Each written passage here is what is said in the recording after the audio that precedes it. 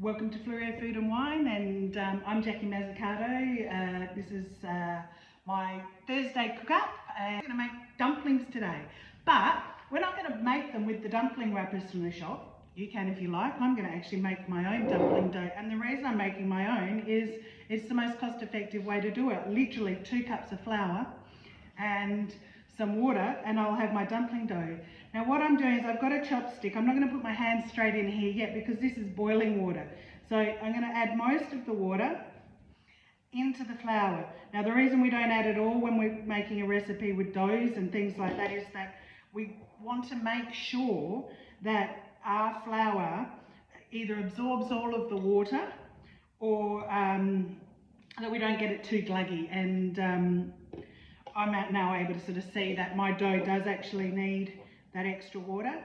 All the flours that you get are different absorbencies, so it's very hard for me to give you a recipe and go, this is what you need to do, this is the amount of water that you need to put in. So as you start to work with doughs, you'll get more used to that. This is sort of slightly sticky. I'm going to just bring it together now with my hands. So you can see I've just brought the dough together now just with my hands. I haven't even got any flour on this kitchen bench. You don't want your dough to be too dry. So what we've done is we've popped it in our plastic bag. We're going to leave that to sit for 20 minutes. It's still warm, so that will help with the gluten and the elasticity of our dough. While we're waiting for our dough and the gluten in our dough to set, but while we're waiting for that just to rest, I'm going to actually make up the insides for my dumplings. Now, as I was saying, I don't want to waste any food, so I had a fridge raid this morning. Maybe I had green on my mind from the soccer last night, but I have quite an interesting ingredient in here. I didn't have any cabbage, and so quite often I would make these with a protein like chicken or prawn or pork, tend to sort of more seafood or white meats, but I would normally use cabbage. And I didn't have any cabbage today in the fridge, but I did have a head of broccoli that wasn't looking quite so great.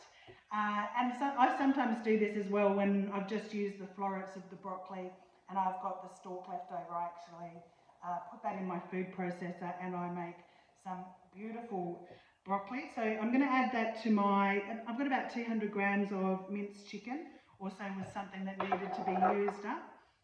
I had some leek in the fridge, so that can go in there as well. Might need a bigger bowl.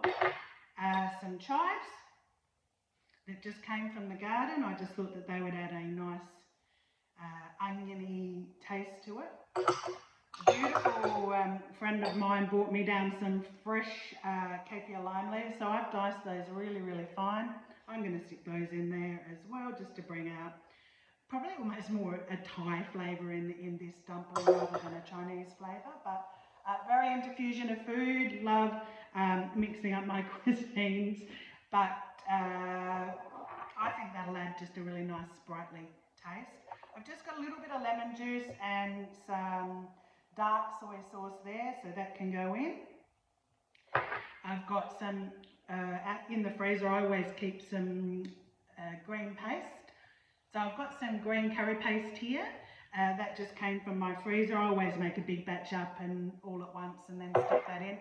But I want a little bit more ginger taste in that, so a couple of teaspoons of ginger there and a couple of garlic. Now scents did prevail. I did need a bigger bowl because I couldn't get in there with my hands. I'm just going to add a little bit of salt as well. The reason I'm mixing with this with my hands is I want the chicken to get a little bit sticky. And that will keep my mixture together. So here's our dough, nice and rested. You can see it's a good consistency because it's actually not sticking to the plastic. I put a little bit of flour out here. I don't want too much, but I also want somewhere to rest them when I'm finished. All I'm going to do is roll a marble-sized ball. I'm going to use my tortilla press because I'm lucky enough to have one of these, just like this. That's still not going to be thin enough though. It comes out like this, but it's a start for me. And then what I'm going to do is I'm going to roll my dough out on this floured surface. So there it goes. Just a quarter turn. Try and keep them nice and even. And you get a nice roundish. It doesn't matter if they're not perfect. We can fix those up when we fill them. So what I've got here is a beautiful dumpling wrapper ready for its filling. I'm going to put a large teaspoon of filling in there. Just holding it in the cup of my fingers there. Just a little bit of water around the outside with my fingertips, and then sort of roll it down your fingers and push it together like so. We're going to get a nice seal on that.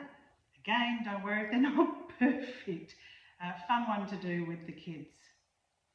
And there is our little dumpling. I'm going to pop the leftover dough back in the bag, and then I'm going to pop that in the fridge. I'm actually going to make some more dumplings for the freezer tomorrow. I've got some fruit and veg that I want to pick in the garden that I want to use in those. This batch of dough will make probably about 30 dumplings all up. So I'm going to drizzle in the pot just a little bit of oil, enough to cover the bottom. As I pop my little dumplings in, I'm just going to move them about on the bottom of the pan. Now you're going to need a saucepan that's got a nice fitting lid to it. And the reason for that is that what we do is in the very end we actually pour some water, or you can pour stock in there as well, you can do it with stock, into the pot to actually release those dumplings off the bottom and steam the rest of the top. Okay, so the bottoms of my dumplings now are this beautiful, beautiful brown, so they're ready to go. I've got my lid ready to go. I'm going to angle it away from me, that's really important. And then I'm going to pour enough water in there to come up about 1/3 of the way up the side. I'm going to seal my lid on nice and tight, and I'm going to let all of that water boil away. So what I've put in here is equal parts of dark soy sauce, not the sweet one, the dark one, some chili jam or sweet chili sauce, and also some fish sauce. And I find that makes a beautiful, beautiful dip. Sometimes I pop lemon in as well. So there you have it. You've got my pot sticker dumplings.